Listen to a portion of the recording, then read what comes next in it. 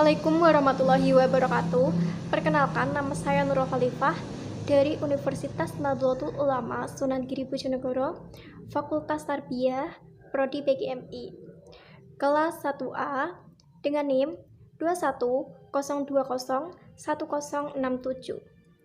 Di sini saya akan menuntaskan terkait UAS mata kuliah filsafat dengan dosen pengampu Ibu Dewi Niswatul Fitriyah, MPD.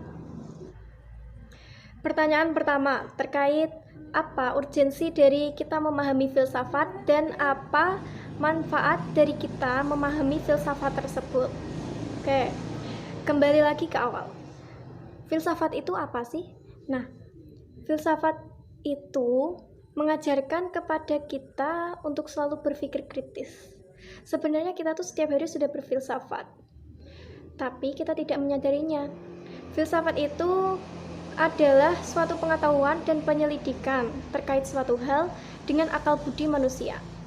Nah, dengan mengajarkan kita untuk berpikir kritis, seperti kita berani bertanya, kita berani menjawab, berani menyanggah, dan kita berani mengeluarkan argumen-argumen, opini, pendapat-pendapat yang ada dalam pemikiran kita. Dan dengan rasa ingin tahu kita yang mendorong kita untuk berfilsafat. Manfaat dari kita mempelajari filsafat tersebut yaitu mengajarkan kita untuk berpikir kritis, di mana kita itu berani menjawab, berani bertanya, dan kita berani menyanggah, juga berani mengeluarkan argumen-argumen atau opini-opini yang ada dalam pemikiran kita, dan mengajarkan kita untuk berpikir dan menganalisis suatu pertanyaan yang mendasar terkait suatu hal seperti kita bertanya terkait psikologi seseorang atau psikologi seorang anak. Apa itu psikologi seorang anak? Nah, saat kita sudah diberi jawaban, ya kita tuh masih ngeyel. Kok bisa psikologi seorang anak tuh seperti itu? Kamu dapat dari mana? Nah, kamu tuh masih ngeyel dan masih mengorek-ngorek informasi terkait psikologi seseorang tersebut. 2A. Korelasi antara ilmu filsafat, ilmu pengetahuan, dan agama. Filsafat dalam ilmu pengetahuan mengajarkan kepada manusia untuk mencari suatu kebenaran dalam menjalani hidupnya. Banyak hal yang dapat diketahui dalam menjalani filsafat, dalam mempelajari filsafat. Seperti agar kita tuh dapat menyeimbangkan antara ilmu filsafat dengan ilmu pengetahuan dengan menggunakan akal. Sedangkan filsafat dalam agama tidak dapat diubah karena sudah bersifat mutlak dan bersumber dari wahyu Tuhan. Yang kedua, B, yaitu perbandingan antara ilmu filsafat, ilmu pengetahuan, dan agama. Ilmu filsafat itu masih berupa dugaan-dugaan, argumen, opini-opini, dan pendapat yang belum tentu benar dan masih harus dicari kebenarannya.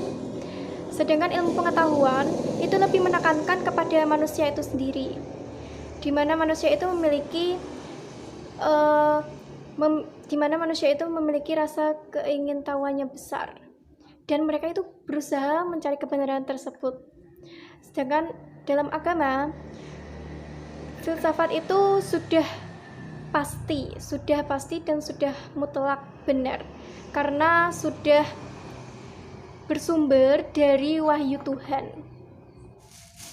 2C, yaitu titik sentuh antara ilmu filsafat, ilmu pengetahuan, dan agama.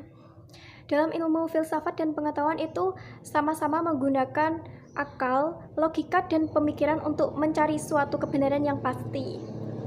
Sedangkan dalam agama, kebenarannya itu sudah pasti, sudah mutlak karena sudah bersumber dari wahyu Tuhan.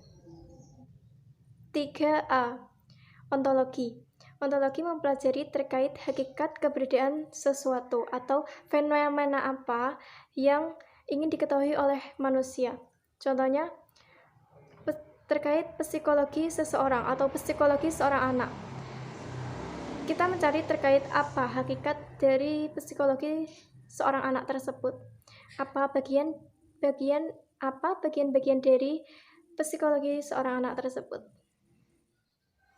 B. Epistemologi, yaitu mempelajari bagaimana cara kita mendapatkan pengetahuan terkait fenomena tersebut.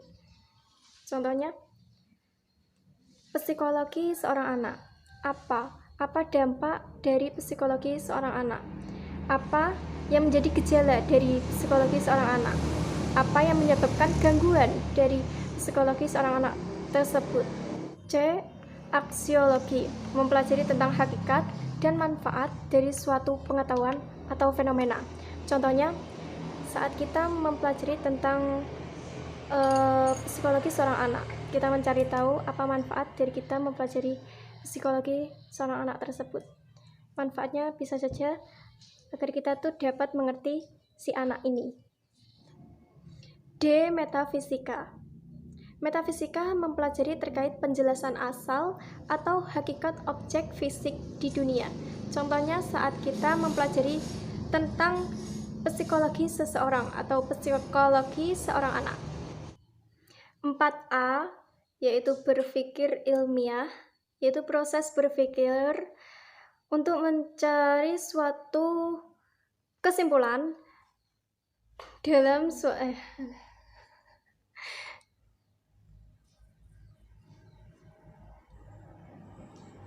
4A, berpikir ilmiah, yaitu proses berpikir untuk mencari suatu kesimpulan yang berupa pengetahuan dengan menggunakan 4 sarana, yaitu bahasa, matematika, statistika, dan logika. 4B, berpikir kritis. Berpikir kritis itu biasanya dilakukan kepada seseorang seperti saat dia melontarkan suatu pertanyaan, bisa menjawab dan bisa menyanggah pertanyaan yang dijawab dan berani mengemukakan suatu argumen, pendapat, opini, dan pendapat-pendapat yang ada dalam pemikiran dia, yang ada dalam pemikirannya. 4C, berpikir rasional. Berpikir rasional yaitu dilakukan berdasarkan pemikiran dan pertimbangan yang logis berdasarkan akal sehat manusia. Sekian dari saya. Wassalamualaikum warahmatullahi wabarakatuh.